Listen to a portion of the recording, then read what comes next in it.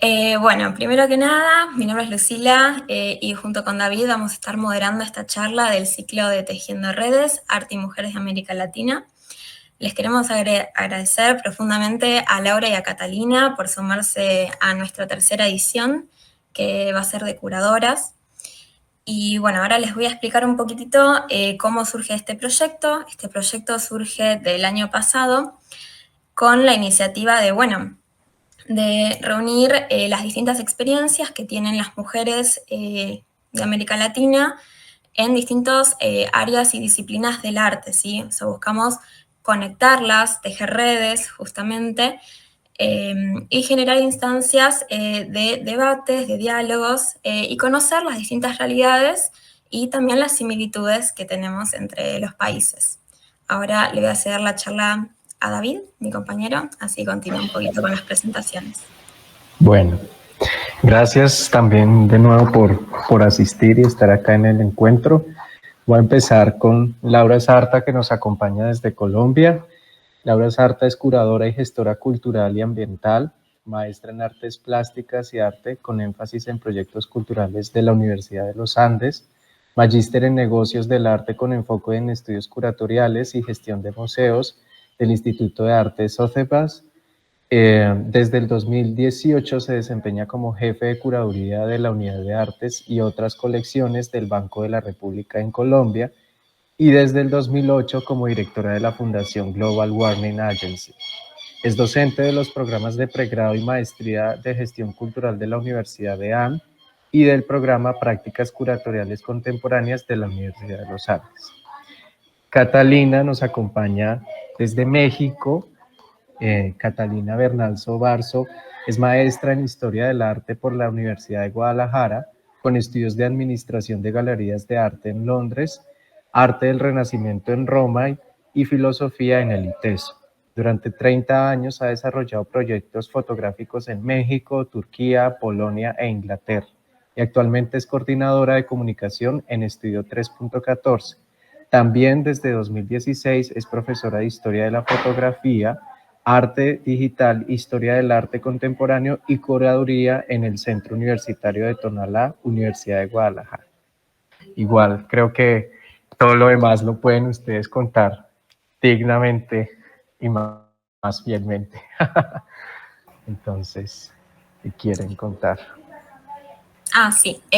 Antes que nada, antes de comenzar con las preguntas, si se corta, después vamos a estar pasando un link por el chat del Meet, así se van a poder reunir de nuevamente. Y bueno, ahora sí también darles espacio para las invitadas, para que se presenten y nos cuenten brevemente un poco de su formación profesional y de cómo llegan a ser curadoras.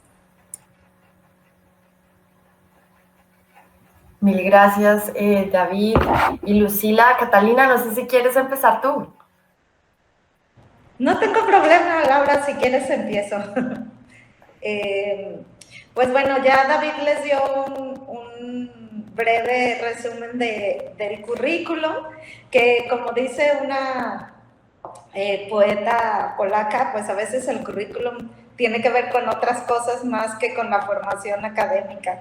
Y así creo que es mi caso, mi carrera, digamos, en el ámbito artístico, tiene que ver más bien con los viajes y las oportunidades de las cuales me siento pues muy afortunada de haber tenido.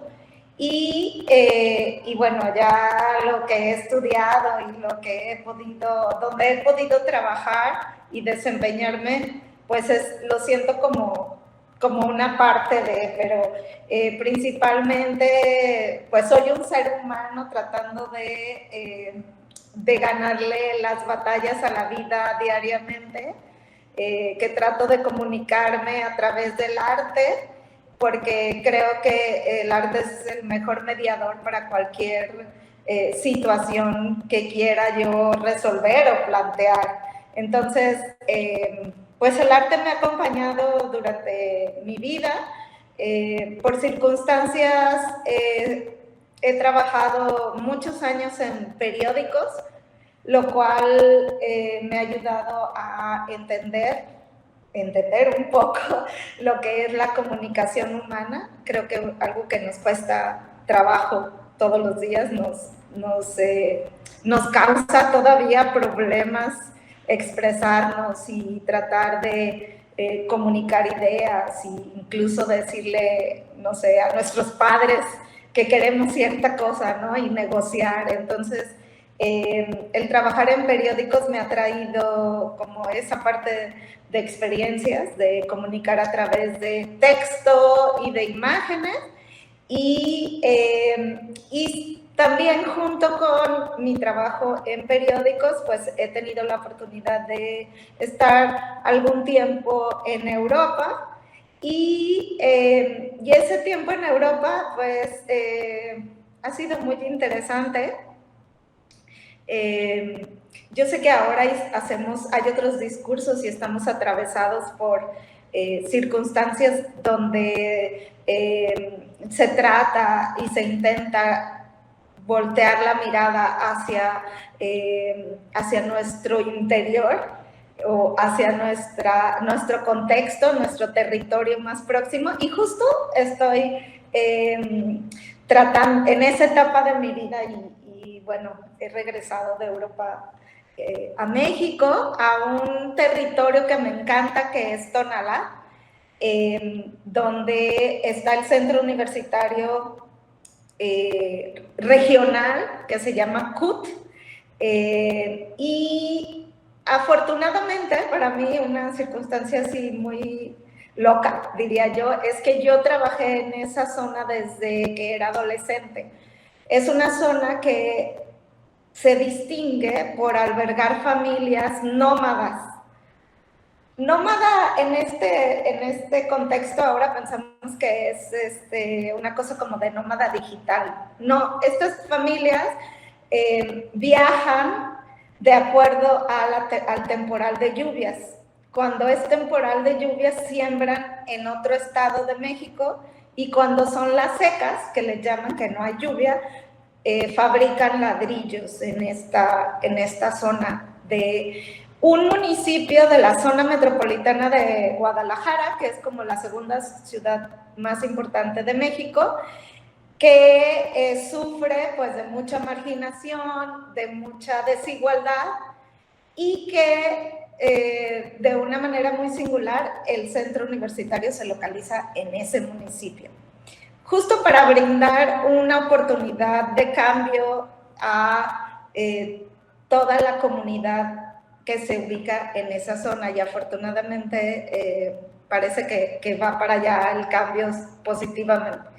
Y bueno, así, no sé si voy bien, pero resumiría un poco mi introducción. Ya les iré hablando de algunos otros temas conforme avance la charla. Muchas gracias. No, gracias a ti. Qué chévere esta oportunidad como de poder conversar aquí juntas y juntos, y gracias a todos los que se unieron, porque es sábado en la noche y sé que también esa convocatoria de parte de la red debe ser compleja. Complementando lo que decía David, yo entré a estudiar artes en Bogotá, en la Universidad de los Andes. En ese momento, el pregrado de artes tenía 4 énfasis, que era historia del arte, artes plásticas, medios electrónicos y artes del tiempo, y proyectos culturales. Todos esos énfasis compartían como clases en un primer ciclo, en los primeros semestres, como 4 semestres, y después uno como que se iba enfocando en su énfasis elegido, y eso nos parecía, pues a mí me parecía espectacular, porque no tenía que decidir desde el principio como a qué me iba a dedicar, sino que podía ir aprendiendo pues temas de historia, aprendiendo como bases fuertes de investigación, de teoría, de técnica también, de gestión. Y mientras cursaba el énfasis de artes plásticas, que era como a lo que yo creía que era como ir a estudiar arte, ¿no? Pintura, dibujo, escultura, como que me empezó a interesar muchísimo el énfasis de proyectos culturales. Ahí las clases que veíamos era curaduría, diseño y presentación de proyectos, crítica de arte, mercados del arte, escritura creativa. Y desde el pregrado podíamos empezar a hacer proyectos curatoriales con los compañeros. Entonces, hay una anécdota que a veces cuento que me parece como muy diciente de esa época, es que yo había arrendado o alquilado un taller, como taller para ir a pintar, a dibujar, como, y creo que el primer mes me dediqué solo a eso, pero del segundo mes en adelante se había convertido como un espacio de encuentro con amigos, con colegas, con compañeros, para dedicar como nuestro tiempo y energía y ese espacio a gestar y gestionar proyectos expositivos o procesos con comunidades o con una fundación que tenemos y creamos con varios amigos que mencionaba David, en la que trabajamos como con temas ambientales. Entonces ahí yo dije, no, pues ¿qué hago yo enfocándome solo en el énfasis de artes plásticas si le estoy dedicando como todo este tiempo y energía a hacer proyectos con amigos? Entonces desde la universidad, desde el pregrado, empecé a hacer como estos proyectos curatoriales, a aplicar a convocatorias como curadora independiente, a hacer proyectos como co-curados con amigos o con colegas, y por esa época, pues al aplicar uno a tantas convocatorias, como que de repente se gana una que otra, y eso me permitió hacer pues exposiciones en espacios gestionados por el Ministerio de Cultura de Colombia, como la Biblioteca Nacional o como el Museo Santa Clara. También curé una exposición en el Museo de Arte del Tolima, que fue como la primera exposición regional que curé y que también me abría como una mirada a unas necesidades distintas que tienen pues organizaciones museales, pero como con capacidades diferentes y que sirven a unas comunidades situadas en su contexto de una manera distinta a los museos en Bogotá. Y años después, es como un mini resumen, ¿no? Pero años después de haber trabajado en una galería, de haber formalizado esta fundación que les contaba ahorita, de haber trabajado con varios estudios de artistas, me fui a hacer una maestría en Nueva York. Esta era la maestría que mencionaba David, de negocios del arte, con enfoque en gestión de museos y entidades culturales sin ánimo de lucro, y paralelo a que iba estudiando y que iba buscando como prácticas y como tejer red también allá, porque allá me sentía yo nueva y digamos que aquí ya conocía más o menos a varios agentes del sector, artistas, curadores, pero allá no. Pues fui haciendo también proyectos expositivos como curadora independiente. Entonces, luego conseguí un trabajo en una red de museos para hacer investigación de colecciones de museos en España, Portugal, Francia y América Latina. Entré a trabajar en una consultora que hacía asesorías en planeación estratégica para museos, y a mí, digamos, la parte en la que yo apoyaba o asesoraba era la parte de programación, que pues está relacionado con el tema de las curadurías, las residencias. Y estando allá, allá viví unos años, me enteré de una vacante para el rol de jefe de la sección técnica y curatorial de la Unidad de Artes del Banco de la República, que es como la unidad que se encarga de los museos de arte del Banco Central de Colombia, que hay varios museos en Bogotá y 28 centros culturales a nivel nacional. Y dije, bueno, pues qué emoción, apliquemos a ver cómo, ¿qué es lo peor que puede pasar? Sería un hit si esto sucediera. Fue un proceso como de 4 o 5 meses de entrevistas, de como tareas, de presentaciones a juntas. Y como lo mencionaba David, en diciembre del 2018 volví a Bogotá a asumir ese cargo, y es donde trabajo desde entonces. Y bueno, pues también desde la pandemia empecé a dar clases en la Universidad de ANE, en el programa de pregrado y de maestría de gestión de la cultura. Las clases que doy allá son de curaduría y de mercados culturales. Y desde hace 2 años soy profe también del programa de prácticas curatoriales contemporáneas, que es de la universidad en la que me gradué en el pregrado. Entonces son como, es bonito ver cómo como a veces se van creando como ciclos en los que una institución le aportó muchísimo y uno creció muchísimo allí y después uno también puede volver a aportar desde otro lugar. Bueno, muchísimas gracias a ambas, ya van trayendo cosas súper interesantes. Y ahora les voy a hacer una pregunta un poco más autorreflexiva, ¿sí?, sobre su trabajo. Y es, ¿cómo definirían su mirada sobre la práctica curatorial? Y también, si gustan, pueden incluir algunos ejemplos de trabajos que más les hayan marcado, que más les gusten también. ¿Quieres que yo responda, Laura? Ahora sí, para seguir con el orden. Sí, súper, adelante. Bueno, yo la verdad quisiera, si me podrías repetir la pregunta.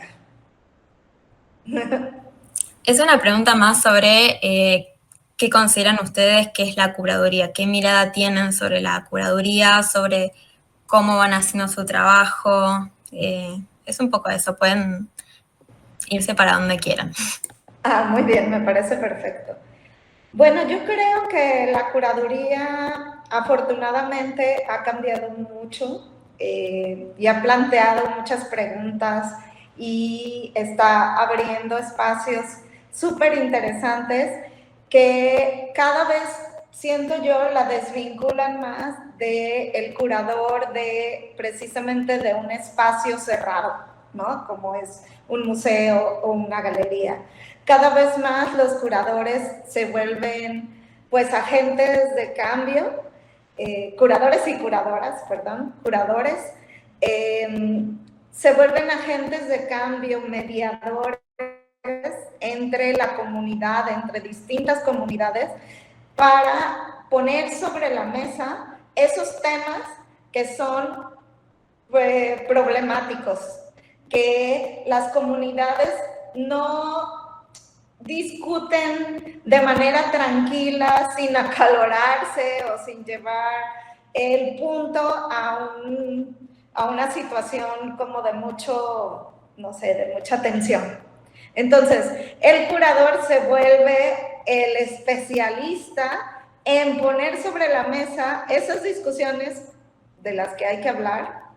En este caso yo quería, cuando estaba preparando un poquito la charla, pues quería hablar de cómo el curador hoy en día es imprescindible que hable tanto como de, por ejemplo, de cambio climático, de problemas ambientales que estamos enfrentando fuertemente todos los países y cuyas consecuencias son severas y dramáticas y difíciles, pero también de aquellos problemas que no estamos tan acostumbrados, como decía, por ejemplo, hablar de salud mental.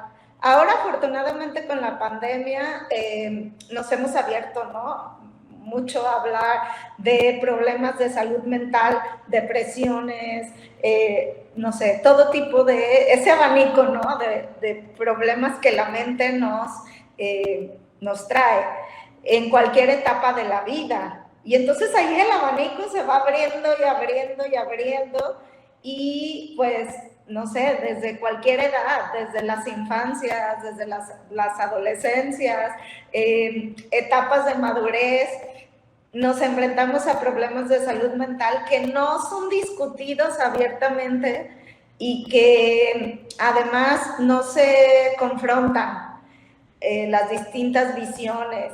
Ese es un tema, ¿no?, que los curadores hoy en día pueden traer a un espacio de cualquier tipo, ¿no? Traer arte que hable y que discuta estos temas y que los ponga sobre la mesa y que se enfrente a las autoridades de salud que no atienden esos problemas, a sacar del anonimato a todos esos artistas que no son visibles porque no forman parte ¿no?, del mainstream, o que no son amigos del pariente, del político, etcétera, etcétera. Y la otra cuestión también es que la curaduría, para mi gusto, tiene que también obedecer a esta gran demanda de integrar a todos, o sea, de ser incluyente, ¿Cuántos museos? Les voy a poner ejemplos de aquí, de Guadalajara, pero no le digan a nadie, aunque va a estar grabada, ya me da pena. Pero ¿cuántos museos en mi ciudad? Solo entre nosotros. Exacto. Pero quiero plantear que, por ejemplo, hay museos en mi ciudad donde no te permiten entrar vestido de cierta manera, ¿no?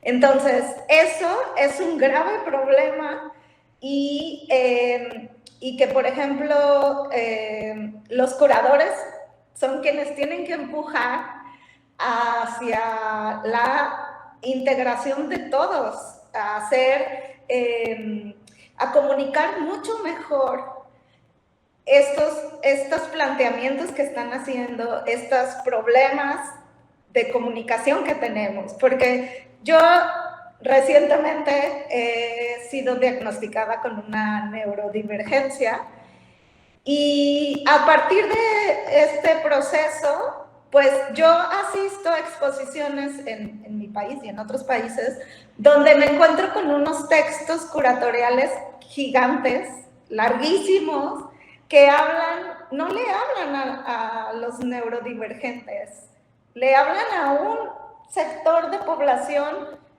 pequeñito, no hablan con un lenguaje inclusivo, no plantean en pocas frases de qué va la exposición y también no cuentan una historia, sino que solo se quedan como en esta cuestión académica donde hay que ser súper formales y hay que ser súper conocedores y ser los únicos poseedores de la verdad absoluta en el conocimiento de cierto artista o de cierto grupo de artistas. Entonces, bueno, este es un ejemplo nada más que pongo, a lo mejor muy simple y llanero, como decimos acá, para decirles, para hablar de cómo la curaduría está abriendo las puertas para que nos cuestionemos como humanidad y tomemos esa oportunidad que nos da el arte y la curaduría de entendernos mejor y de entablar mejores diálogos para tratar de mejorar, ¿no?, nuestra convivencia y la manera en la que nos relacionamos y la manera en que resolvemos estos problemas urgentes que están en la agenda global, ¿no? Como Laura bien es especialista, ¿no?, en cuestiones de medioambientales y de cambio climático, que son urgentes. Y hay otros miles de temas en la agenda global que son los curadores, esos agentes que urgen que se pongan las pilas y sobre todo los curadores jóvenes emergentes y empiecen a empujar y empujar para mover las arenas y simbrar las instituciones e invitar a todas las comunidades a la reflexión. Ese es mi punto de vista. Gracias. Bueno, yo estoy súper de acuerdo con Catalina y creo que pues, la curaduría contemporánea se está haciendo muchas de esas preguntas. Es a veces difícil uno como contestar como sin hacerse autobombo, digo yo, de como cuál es su mirada curatorial o cuál es como su aporte al trabajo como a nivel patrimonial, porque hay muchísima gente muy capaz haciendo investigaciones sobre todos estos temas a nivel latinoamericano y pensar como en qué de manera específica aporta uno a esos procesos, pues es como complejo.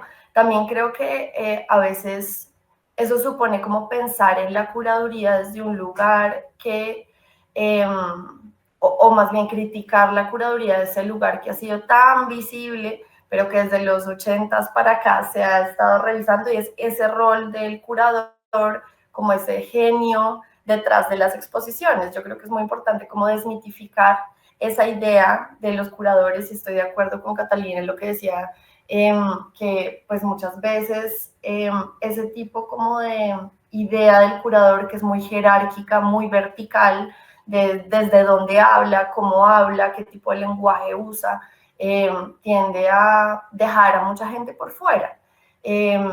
desde las prácticas artísticas, políticas, comunitarias de los 70s y 60s, pasando por el desarrollo de la profesionalización curatorial a fines de los años 80 y 90, y hasta acá, la curaduría sigue al arte, y me parece que es algo muy importante como tener presente eso y que no sea al revés, porque el trabajo curatorial, así como le decía Catalina, desde mi perspectiva, requiere que seamos receptivos y podamos responder a esos problemas como desafiantes de nuestros tiempos desde nuestra práctica curatorial y cultural.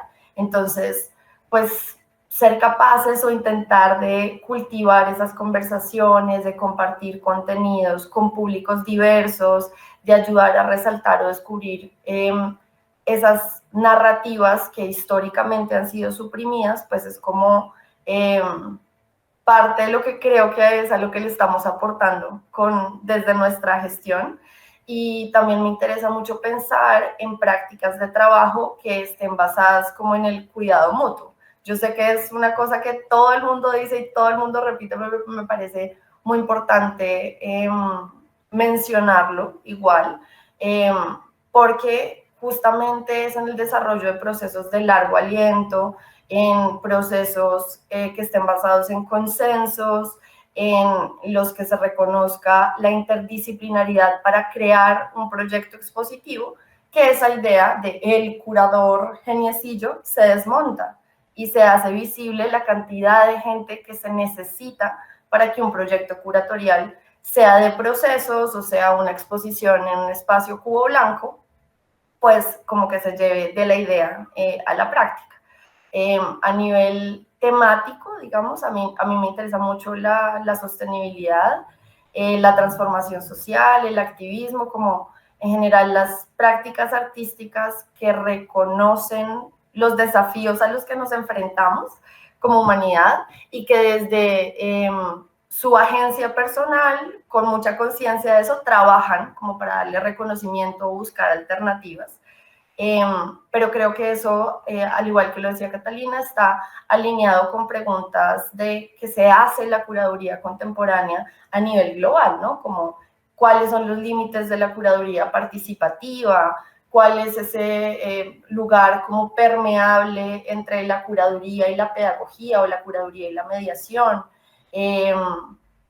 cuáles son, si existen o no, desde una mirada contemporánea, como los roles definidos entre los curadores y los artistas, ¿no? Porque muchos procesos expositivos también pueden ser planteados como proyectos artísticos y muchos artistas también se han vuelto curadores. Eso antes estaba como muy definido y cada cual estaba en su como camino, pero pues en los últimos años se ha empezado a repensar esa relación. Y pues también esa relación entre los curadores institucionales, los curadores independientes, qué implica lo uno, qué implica lo otro desde una perspectiva crítica, sin endiosar una u otra, sino entendiendo pues las complejidades que existen en ambos tipos de prácticas y pues obviamente pensándolo desde mucho más cerquita de los 2020 para acá, pues toda la teoría que se ha escrito y conferencias y charlas sobre curadurías sensibles o curadurías afectivas, que también pues creo que es otra pregunta que nos estamos haciendo como de manera macro. Bueno, gracias. Están definitivamente me parecen unas respuestas muy ricas porque además creo que dan también plantean unas cosas que muchas veces no son tenidas en cuenta, esto de la neurodivergencia, lo afectivo, lo colectivo. Yo, digamos que ahí quisiéramos pasar un poco también, dado que ustedes tienen estas perspectivas que se han ampliado como dentro de la práctica curatorial contemporánea, quisiéramos preguntarles cuáles son esas cuestiones que ustedes se hacen a la hora de proponer o de planear una exposición, como cuáles son esas, digamos, ustedes ya han dado algunas pistas de ciertas preguntas o de ciertos temas que las inquietan con mucha pasión y con mucho interés, pero de pronto si profundizan un poquito más, sería chévere conocer más sobre esas inquietudes que se hacen antes de proponer o planear una exposición.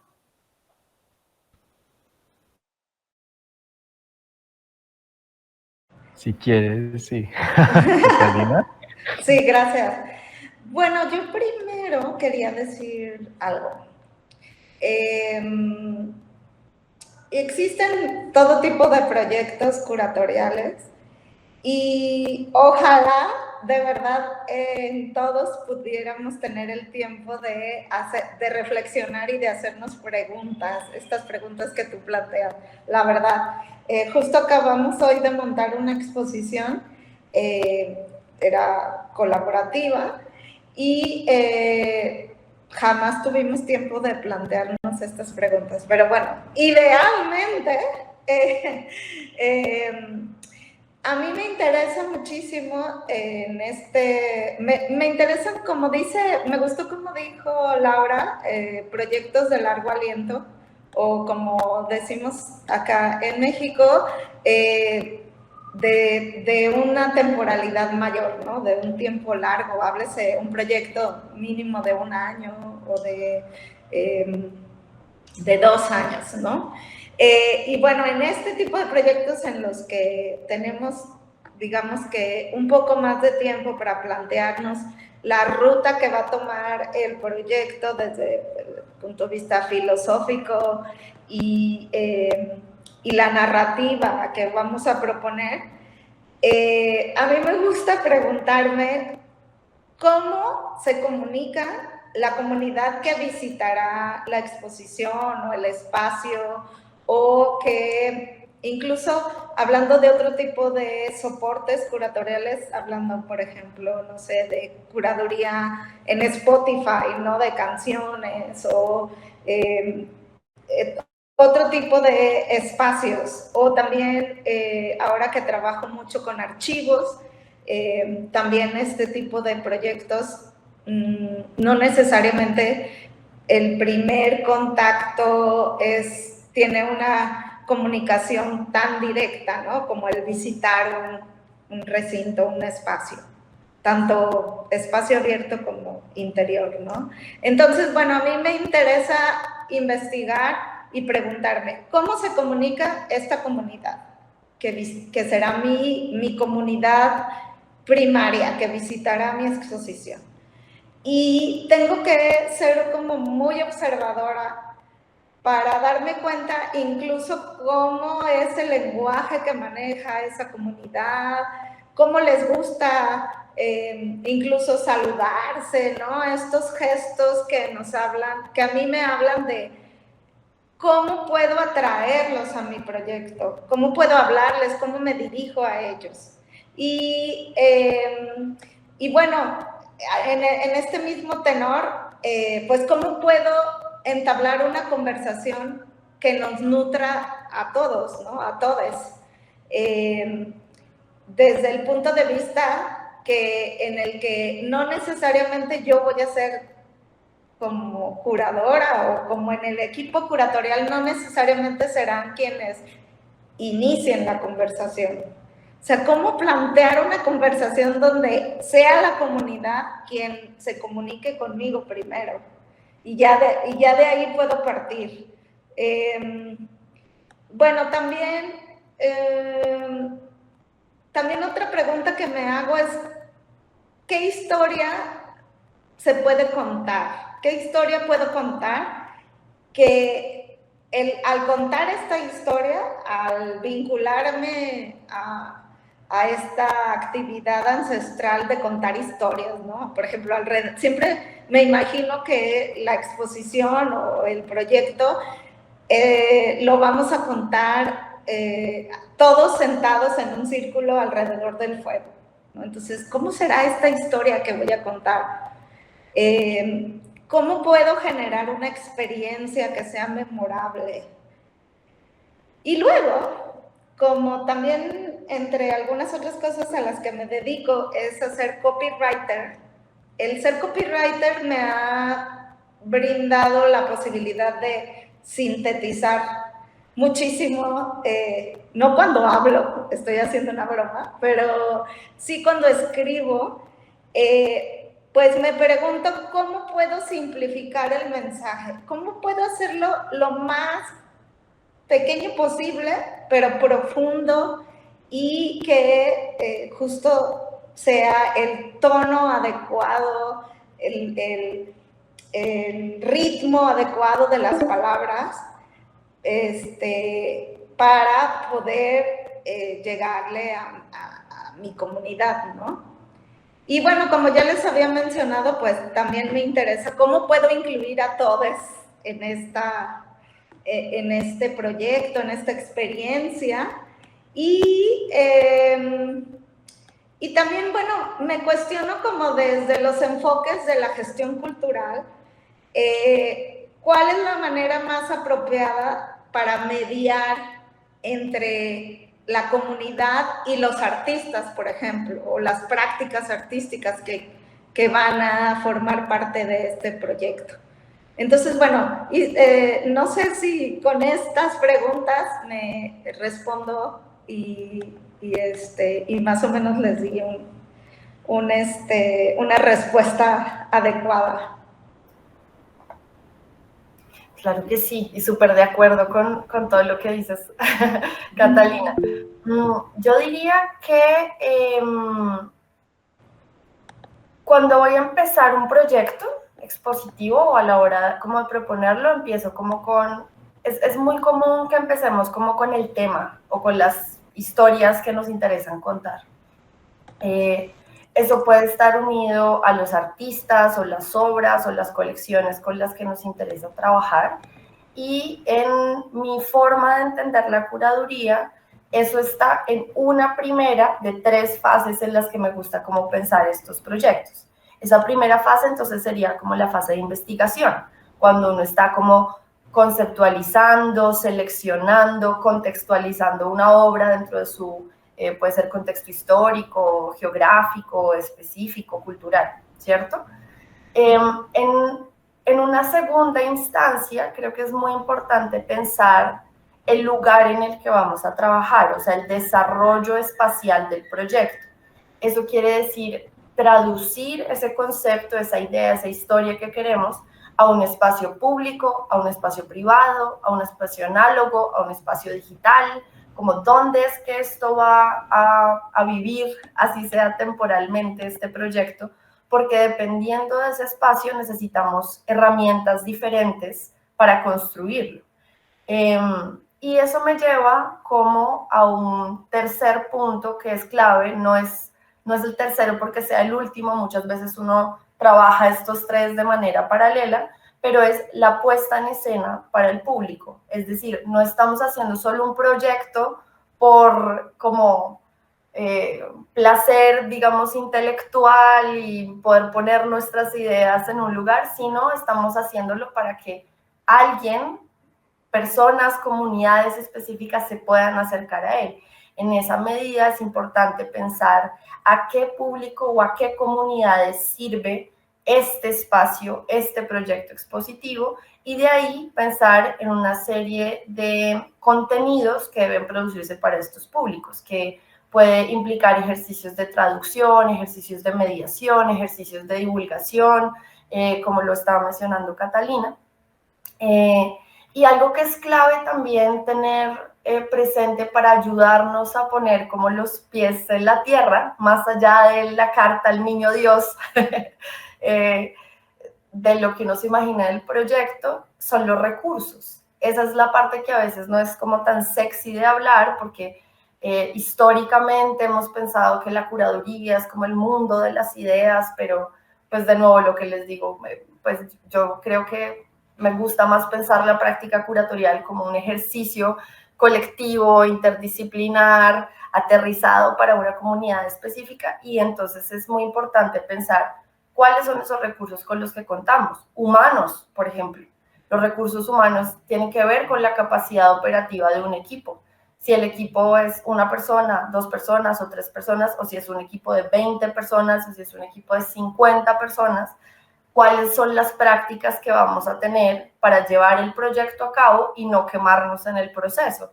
O si estamos conscientes de que nos vamos a quemar en el proceso y todos queremos hacerlo así, o no, o de pronto el proyecto está planteado a una escala que no corresponde con el equipo que tenemos, ¿sí? Entonces eso también nos ayuda como a dimensionar los proyectos. Dentro de los recursos también está el tiempo, que se relaciona con lo que decía Catalina. Entonces, es un proyecto para el que tenemos 5 años, o 3 años, o un mes, porque eso también es importante tenerlo en cuenta a la hora de ponernos expectativas, sean propias o colectivas, y ver cuál es la capacidad que tenemos para llevar a cabo ese proyecto en ese tiempo.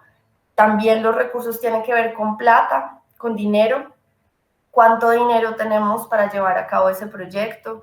Los recursos tecnológicos, como todo eso es importante tenerlo en cuenta para que podamos crear puentes entre esa idea de la curaduría o de lo curatorial con la gestión.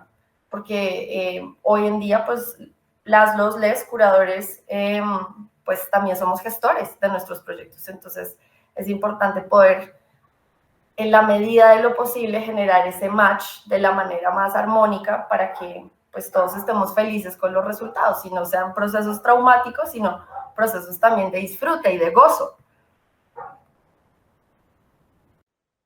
Perfecto. Bueno, entonces, siguiendo, digamos, en estas, yo creo que Laura, pero también Catalina, adelantan siempre un poco las preguntas y eso está bien porque no suenan tan, digamos, cartonadas como se dice a veces. Y creo que ustedes adelantan algo que tiene que ver precisamente como la realidad a veces de la práctica curatorial. Y es cierto que a veces puede sonar linda y sonar maravillosa, pero tiene otros puntos, y aquí ya, que a veces son difíciles. Entonces, quisiéramos preguntarles cuál, digamos, dirían ustedes que ha sido la exposición que les ha implicado un mayor desafío y por qué. Como, ¿cuál es esa exposición que ustedes dicen, pucha, ahí hubo muchas cosas, ahí hubo mucho trabajo, mucho esfuerzo, y por qué?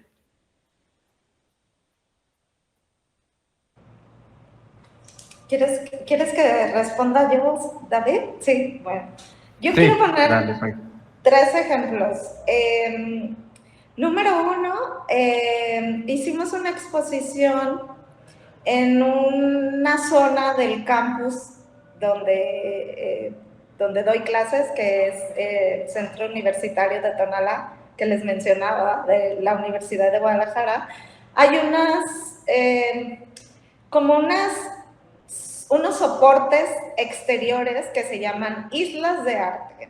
Y digamos que hay islas de arte a lo largo del centro universitario.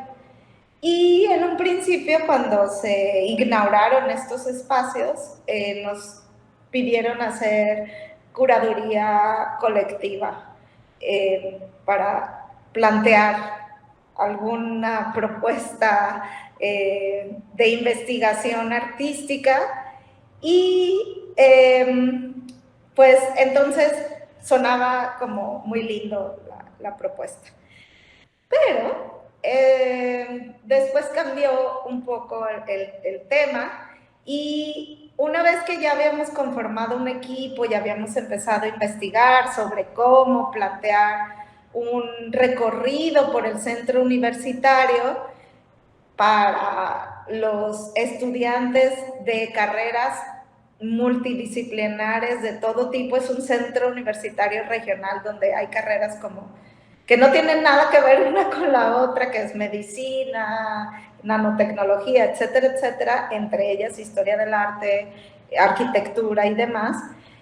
Llegó una persona y nos dijo que ya tenía el arte, las piezas de arte que tenían que ir obligatoriamente.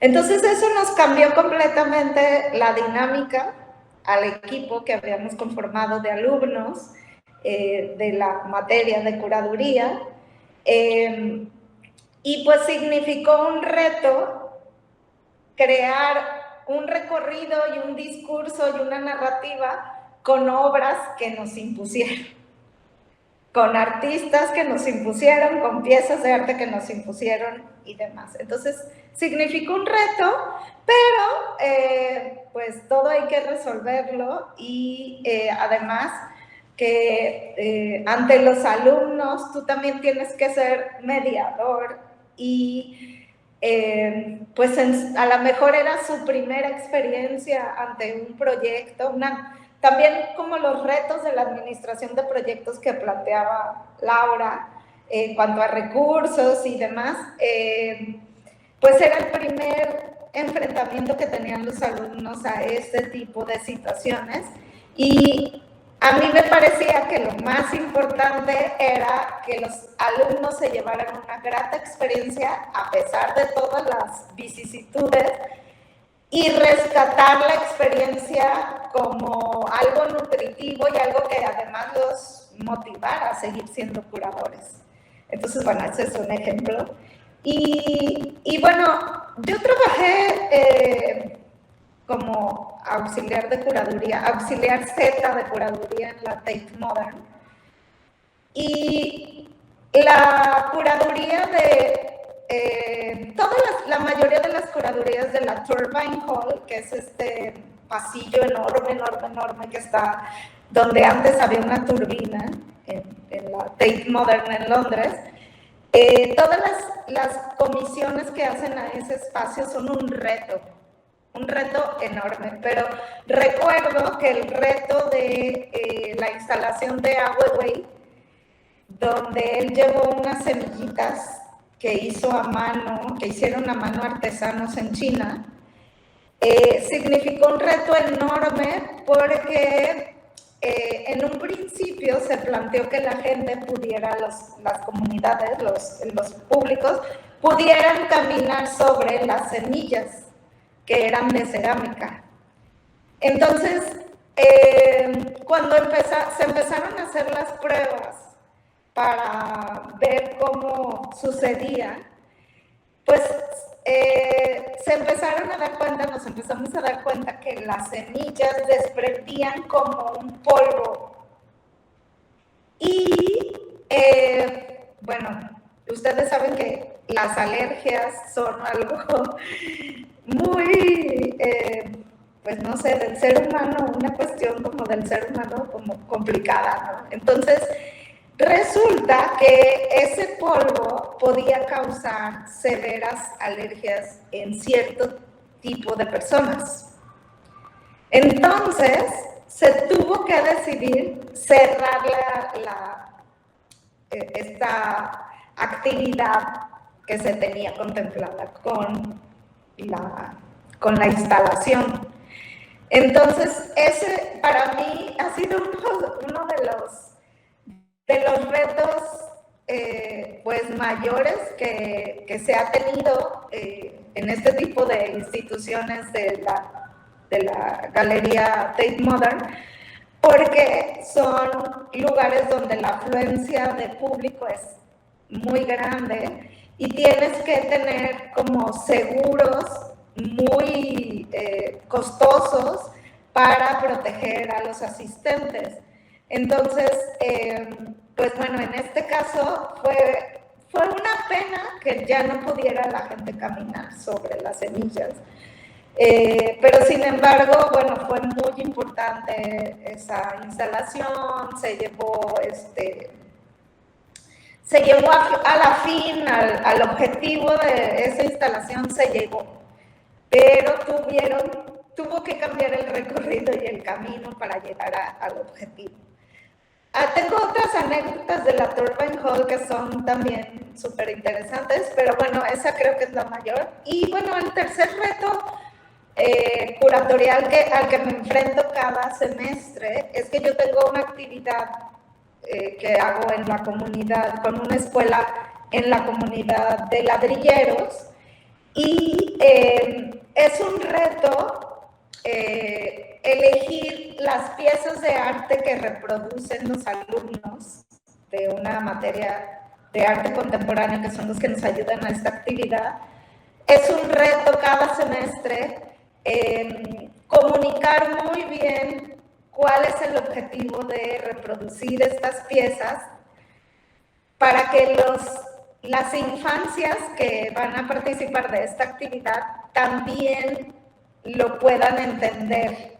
O sea, como llegar al objetivo de acercarse a la comunidad, tanto del centro universitario a la comunidad, como la comunidad a los alumnos del centro universitario, que pues solo su vida estudiantil es la que van a ir, no vuelven a ir a esa zona.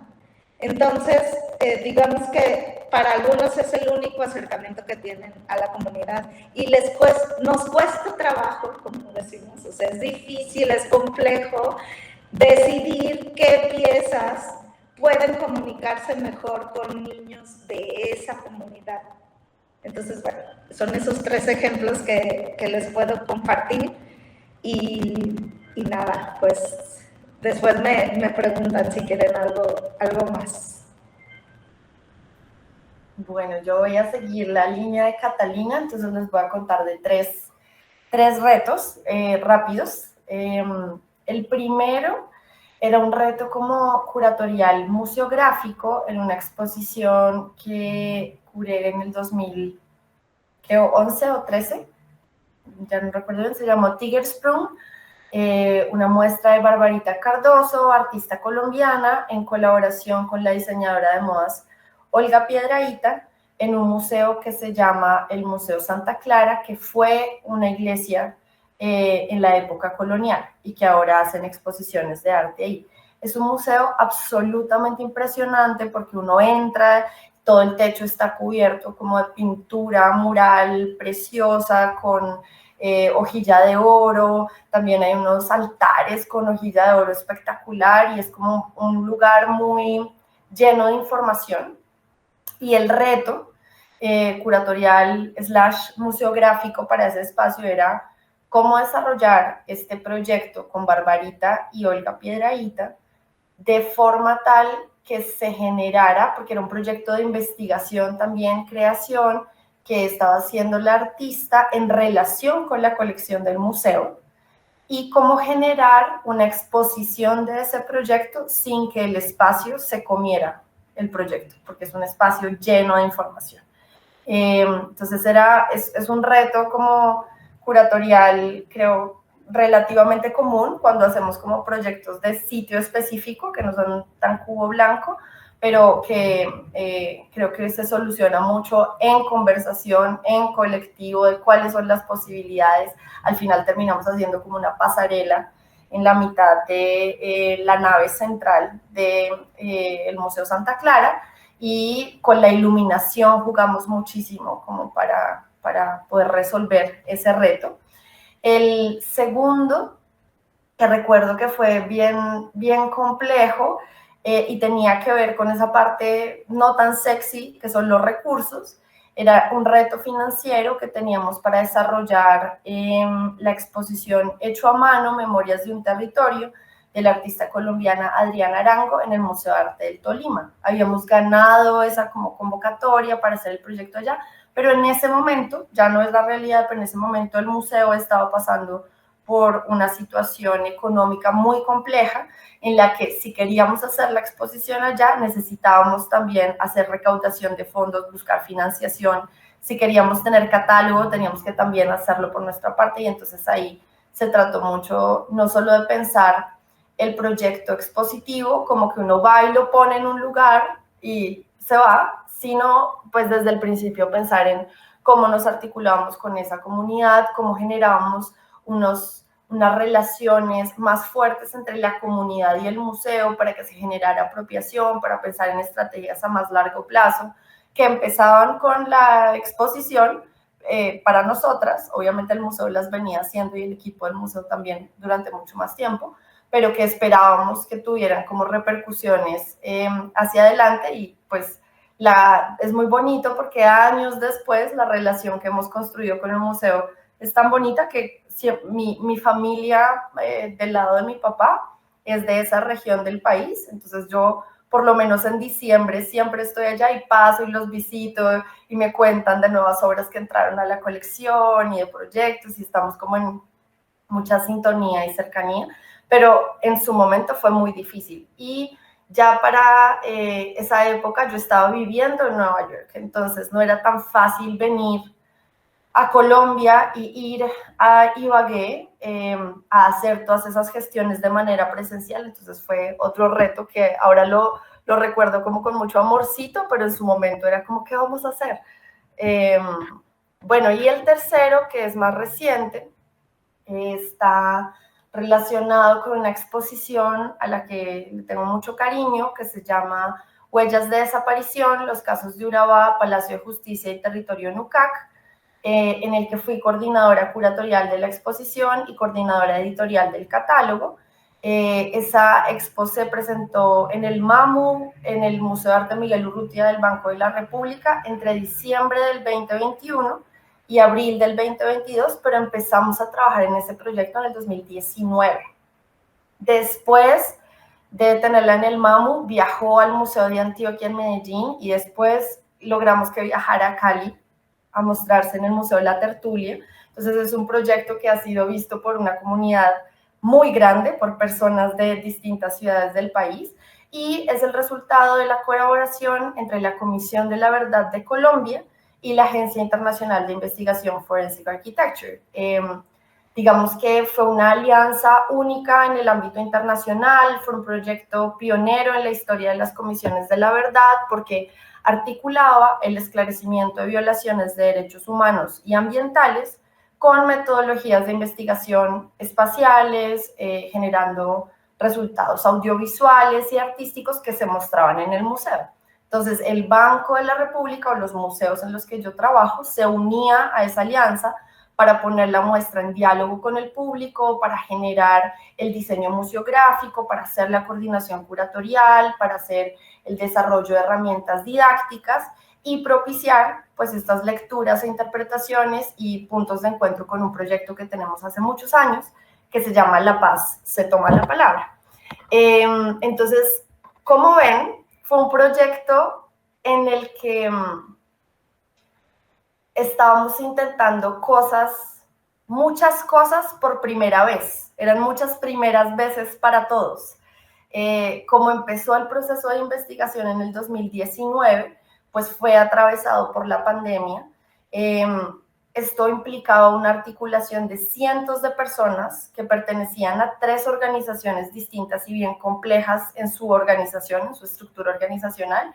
Los museos del Banco de la República, que pertenecen al Banco Central de un país, o sea, no es cualquier museo, sino tienen unas dinámicas bien particulares. Tenemos la Comisión de la Verdad, que hacía parte pues, de un sistema más amplio de esclarecimiento, de verdad, que no tiene como una jurisdicción especial, es decir, que no busca, digamos, juzgar a las personas que estuvieron inmersas en estos procesos de violaciones de derechos humanos, sino levantar como un espejo a la sociedad para que sepamos qué ocurrió y que no vuelva a suceder, pero era, digamos, la Comisión de la Verdad tenía una temporalidad específica en el tiempo en el cual iba a existir, y ese tiempo se iba pues agotando en la medida en la que íbamos avanzando en el proyecto, y Forensic Architecture, que es esta, digamos, agencia de investigación que está basada en la Universidad de Goldsmiths en Londres. Entonces,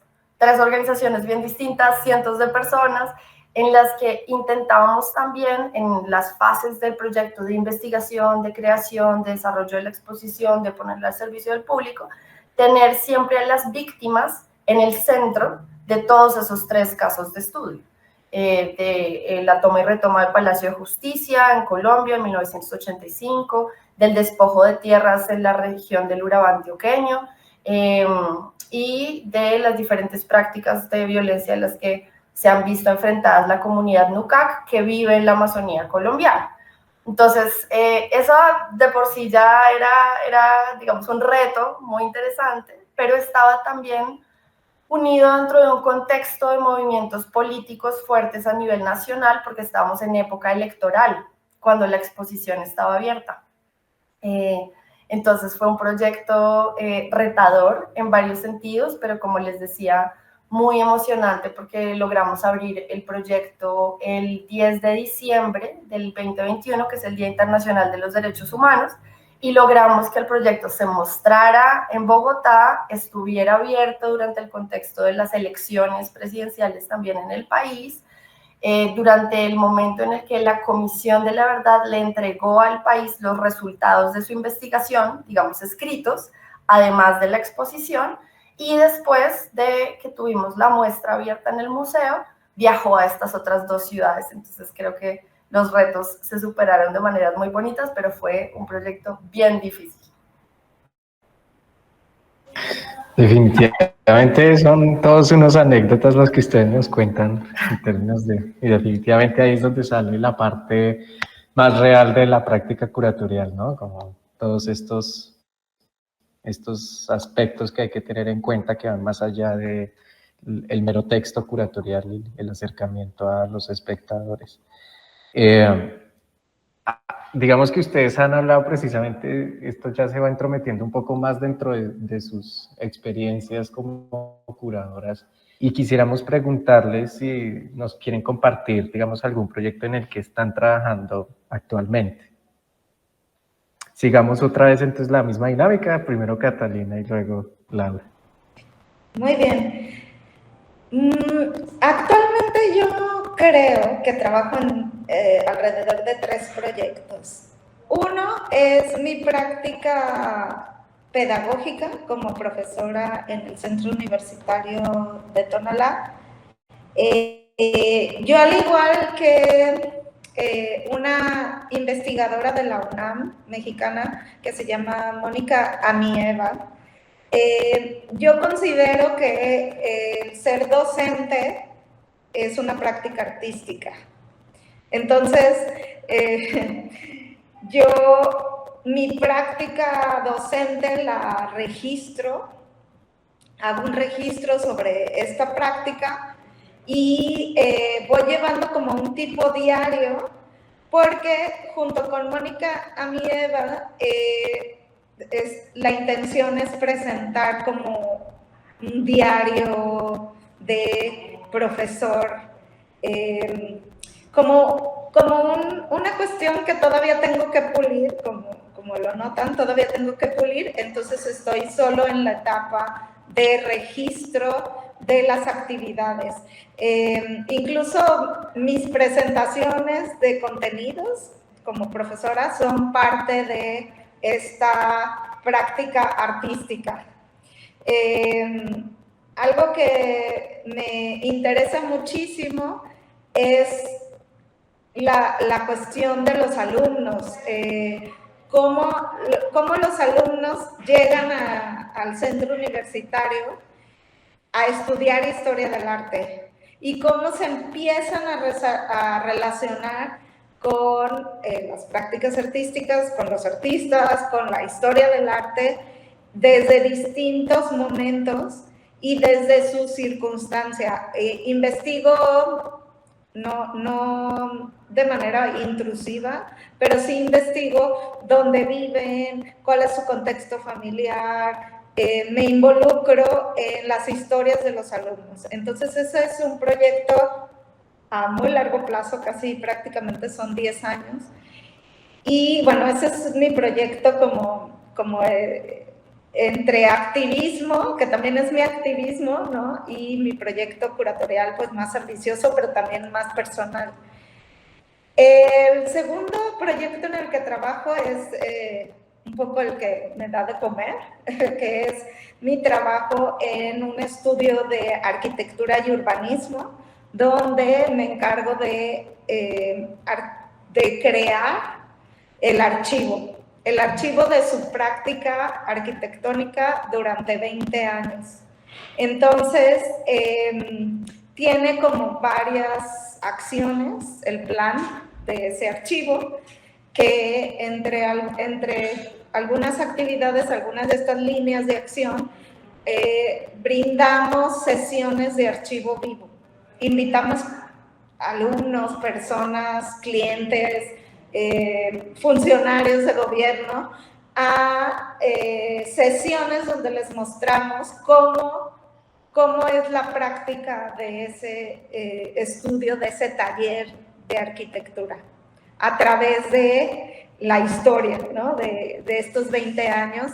Y bueno, quiero aprovechar, perdón, no sé si robo mucho tiempo, pero quiero aprovechar rápido para contarles que por ejemplo, es muy interesante porque cada vez conforme avanza la tecnología, los programas con los que diseñan los arquitectos y los urbanistas pues son mucho más sofisticados, ¿no? Y la inteligencia artificial pues también ha venido a brindarles herramientas donde facilitan su práctica. Pero hay un punto muy importante que es que todavía los arquitectos dibujan a mano y también ilustran sus proyectos a mano o en tableta, pero luego como en procesos híbridos, collage y cuestiones que son muy, muy plásticas. Entonces, pues esa es la parte, es como mi día a día, ¿no? En lo que trabajo, ir archivando y además montamos exposiciones de archivo. De proyectos o de personajes que han laborado que han sido parte importante de este taller. Y por último tengo el proyecto de Museo Portátil, el que les comentaba, que trabajamos en primarias de esta comunidad de ladrilleros en situación pues muy vulnerable, donde pues prácticamente soy la coordinadora. Creé como el proyecto en una beca que me dio la universidad. Mi proyecto final fue ese del Museo Portátil. Lo realizo cada seis meses con alumnos del centro universitario, pero en vacaciones tengo voluntarios.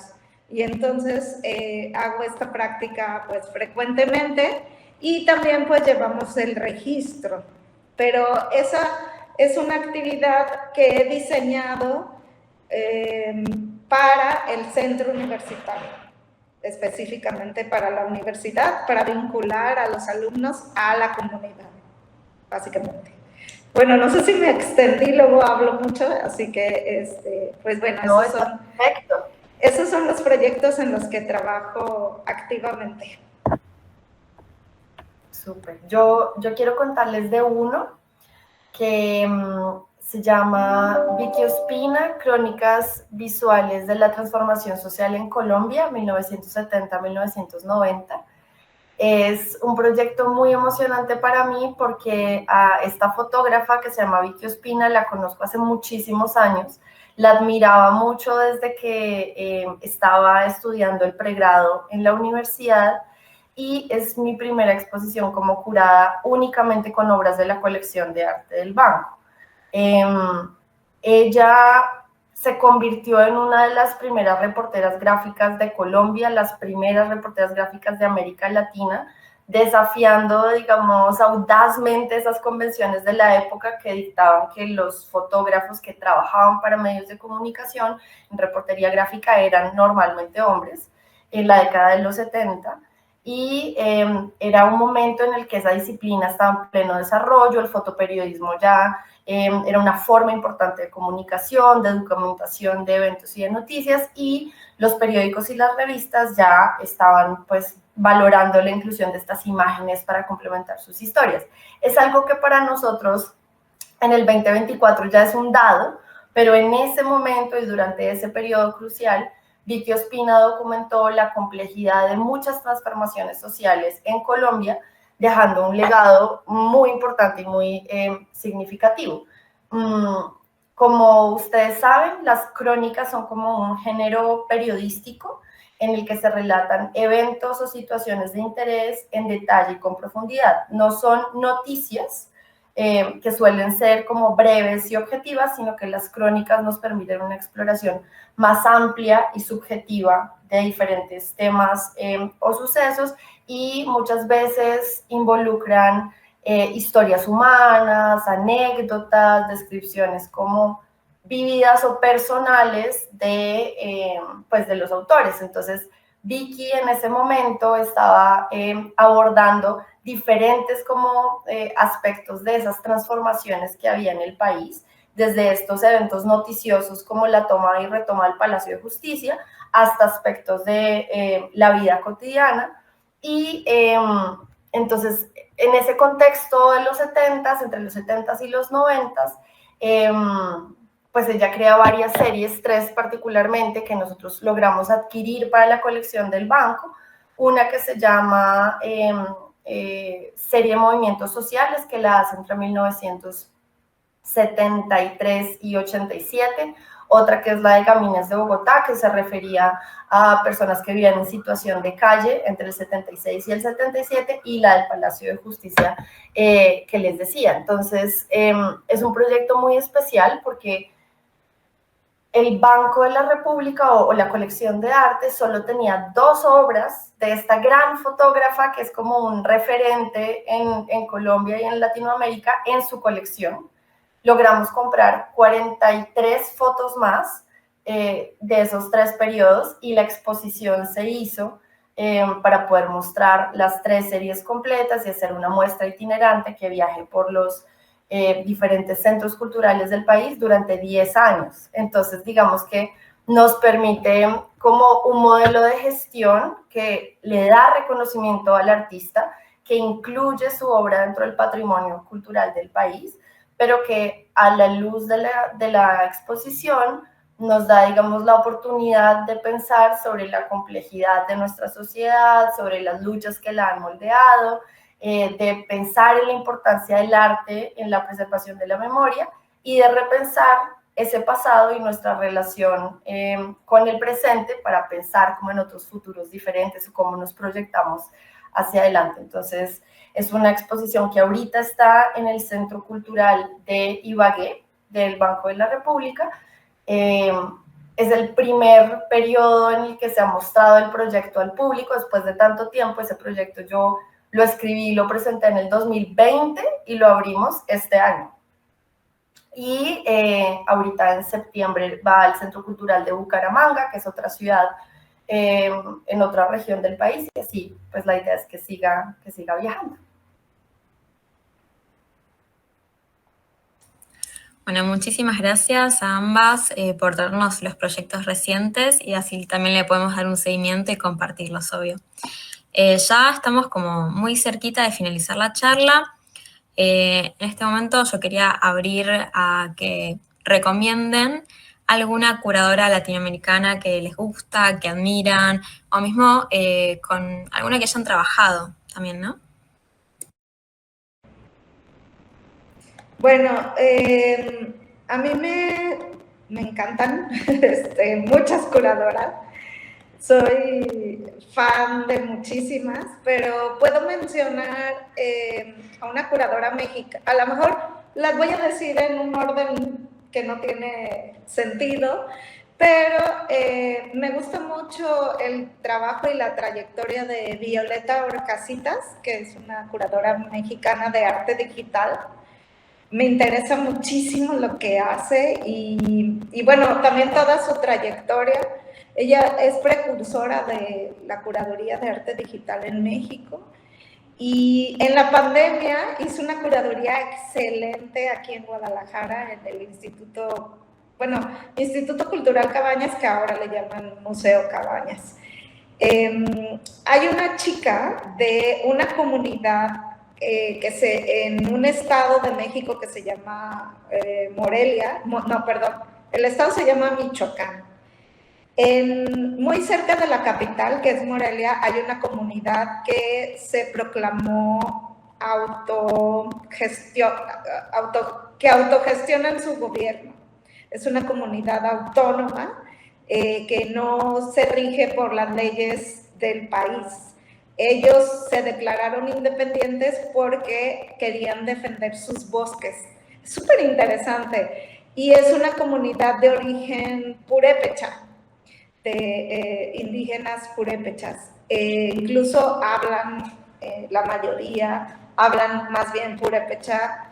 Son trilingües, ¿no? Hablan español, purépecha y otra lengua de la zona. En esa comunidad hay una curadora que se llama Rosy Guaroco, que es súper interesante porque desde el activismo de defensa de los bosques y de prácticamente la lucha frontal contra los talamontes, estas personas que explotan la madera. Ella realiza actividades con la comunidad. Ahí en el mercado que se pone, creo que los domingos, hace actividades curatoriales. También ahora, ya como con una carrera más sólida, viaja a ferias nacionales y creo que internacionales. También me gusta mucho el trabajo de una, no necesariamente latinoamericana, pero quiero mencionarla, perdónenme, es una curadora, es una arquitecta que realiza curaduría, que se llama Eva Franch. Yo a ella la admiro demasiado porque ella ha trabajado en Estados Unidos y también en Europa. Ella es catalana, pero ella se dedica a realizar curadurías, investigación y luego curadurías con cuestiones que plantean una visión de la arquitectura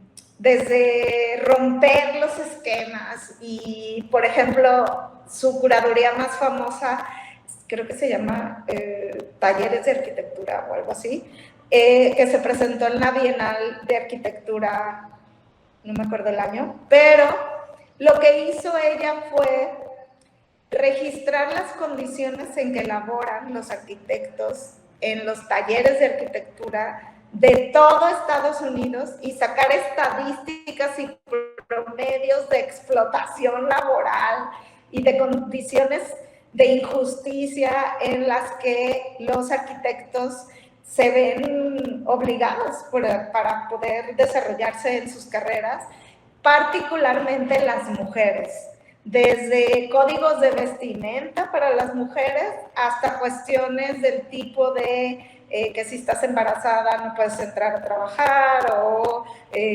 cuánto tiempo te dan de incapacidad cuando tienes a tu bebé, etcétera, etcétera, etcétera. O sea, cuestiones que son muy fuertes, ¿no? Pero que es necesario hablar de ello.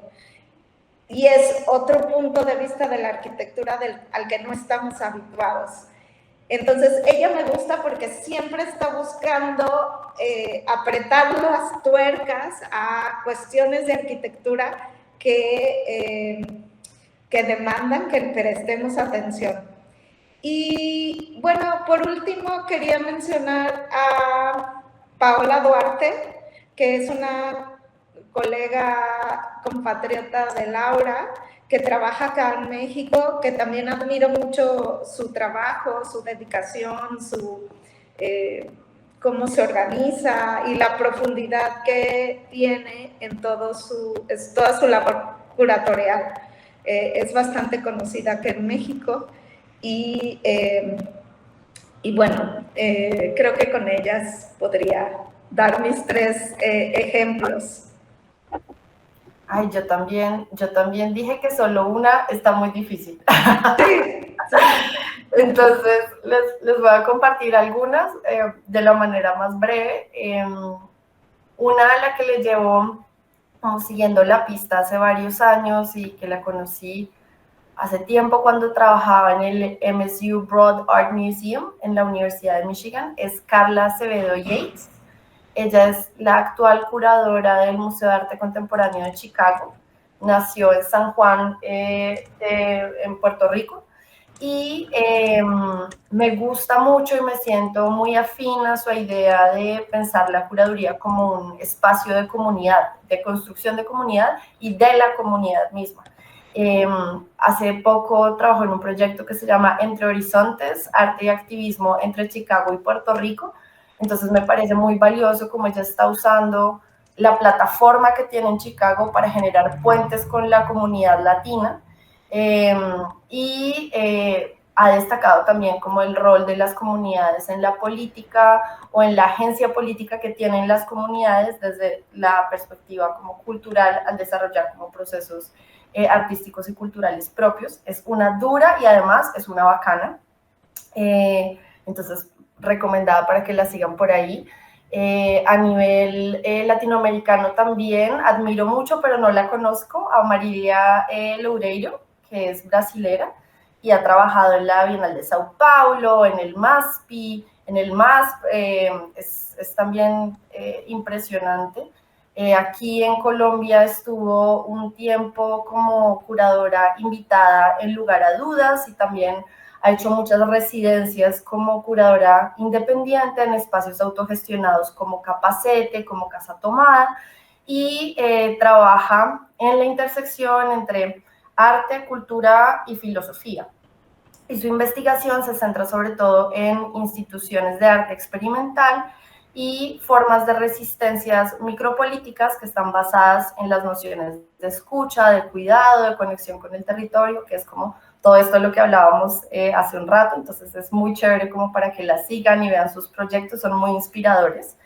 A nivel nacional, como pensando en estas curadoras colombianas que son también increíbles, admiro mucho el trabajo de Carolina Cerón y Jimena Gama, que no sé si conocen este libro, pero se lo recomiendo muchísimo, que se llama Lo Curatorial desde el Sur.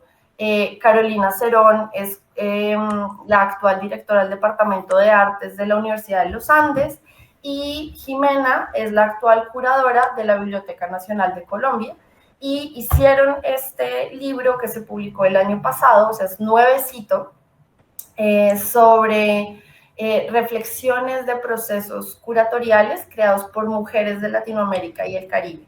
Entonces, exploran la idea de lo curatorial como un espacio para escenificar preguntas que tienen en relación específica con los contextos en los que se producen.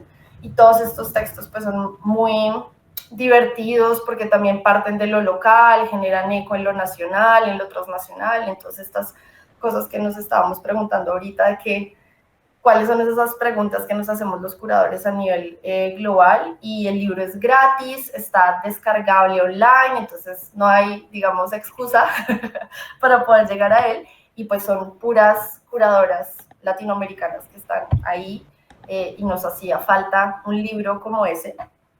Y a nivel nacional también admiro mucho el trabajo que está haciendo Carolina Chacón. De hecho, ella escribe en este texto, su texto se llama Imaginación Radical para Curar, y ella actualmente trabaja en un espacio que se llama Explora, Parque Explora. Es profe, es investigadora, es docente, y en este momento está desarrollando un proyecto muy valioso que me parece muy pertinente con otra curadora colombiana que se llama Melissa Aguilar, en el marco de la COP16, que es el órgano que toma decisiones del convenio sobre la diversidad biológica, que se hace como cada año, y esta vez la COP16 va a ser aquí en Colombia, en una ciudad que se llama Cali, y ellas dos están haciendo un proyecto expositivo muy bonito y muy pertinente en el marco de ese proyecto, entonces también para que lo puedan seguir. Y esta otra curadora que se llama Melissa Aguilar, también, que es la que está haciendo el proyecto con Carolina, he tenido oportunidades de trabajar con ella, también tiene un texto en este libro muy, muy emocionante, y pues hemos trabajado juntas y ahorita estamos trabajando en un proyecto de investigación relacionado como con nuevas ecologías, y una artista colombiana que en los 70s fue como súper visible por justamente hablar de temas como medioambientales, pero pues que sigue resonando su trabajo hasta hoy. No les puedo contar más chismes, pero pronto lo verán por ahí. Pero les recomiendo que sigan a esos curadores. Listo, súper. Gracias, Catalina, gracias, Laura. Bueno, digamos que el tiempo ya se nos está cortando.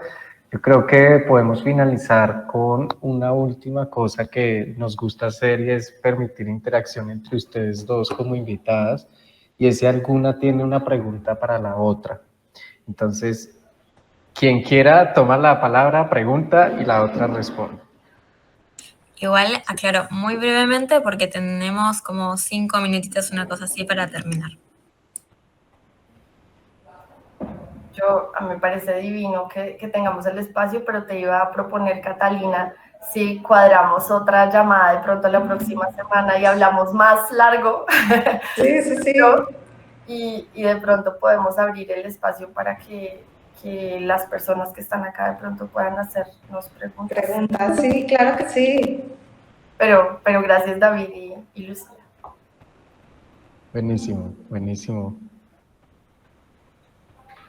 Sí, yo creo que es como muy importante escuchar qué preguntas pudieran haber surgido después de haber que nos hayan escuchado, y sí estoy totalmente de acuerdo que podemos abrir otro espacio. Hola, ¿qué tal? Más que una pregunta, es un comentario que la verdad la charla estuvo muy interesante. Muchas gracias por compartir sus experiencias. La verdad es muy rico escuchar justamente la práctica curatorial suya en esto, en anécdotas específicas, en sus propias prácticas. Así que nada, muchas gracias por compartir sus palabras. No se me ocurre ninguna pregunta, pero fue un montón. Gracias, Paula. Bueno, ahí Rocío dejó un mensaje por el chat diciendo que se les ocurre preguntarles cuál es el momento, el proceso curatorial que más les gusta, investigar, el proceso creativo, el montaje. Bueno, a mí rápidamente quiero decir que me encanta todo el proceso, me estresa mucho el montaje, no sé, me saturo algunas veces, pero creo que disfruto más el montaje porque los errores me encanta cometer errores, podría decir fracasar, equivocarme, porque aprendo muchísimo cuando me equivoco. Así que, bueno, rápidamente eso quiero decir. Yo diría que a mí me gusta mucho trabajar con gente, como tener una idea y planteársela a alguien más y que le den retroalimentación y como ir construyendo juntos un proyecto. Me parece lo más bonito, y uno irse a la casa y, uy, si no hubiera hablado con Pepito, qué chévere esto que tal persona aportó, como que eso me parece que es la parte más bonita del detrás de bambalinas. Y ya cuando los proyectos están abiertos, el público, como uno ir a ver a la gente viendo el proyecto, me llena como el corazoncito. Bien. Bueno, entonces ya finalizamos nuestra charla. Ahí les dejé en el chat las redes sociales de la Red Lea, ¿sí? En Instagram es @redlea, y bueno, ahí también les dejo el acceso al canal de YouTube en el cual se va a estar subiendo esta charla. Realmente súper agradecidos estamos desde el Comité de Arte y Género de tenerlas a ustedes, y trajeron cosas muy enriquecedoras, como nombraron, y es buenísimo que también, alienten a las próximas generaciones para que las escuchen, se formen y hagan un poco con lo que es el contexto actual también, como mencionaron al principio de la charla. Pues muchísimas gracias, yo estoy muy contenta de que me hayan invitado, espero haber compartido y haber sido divertida en algo, y pues espero que esto sirva, como ustedes bien se llaman, red, para tejer lazos y estar cada vez más en contacto con quienes están interesados en el arte, en la curaduría. Así que muchas gracias, chicos, y pues aquí estoy disponible cuando lo necesiten. Ay, sí, Gracias, me uno a los Catalina. agradecimientos de Catalina, para David, para Lucila, para todos los que están en la red, y a las personas también que se unieron con nosotros y los que de pronto nos escuchan más adelante en la grabación. Me parece importantísimo lo que están haciendo, de sacar tiempo en su agenda y energía para escucharnos. Creo que muchas veces nos hace falta como esos canales para conversar y escuchar a curadores y curadoras a nivel latinoamericano. Entonces es importantísimo lo que están haciendo, y gracias por invitarnos a participar. Bueno, muchas gracias. Bueno, nos vamos encontrando. Nos vemos.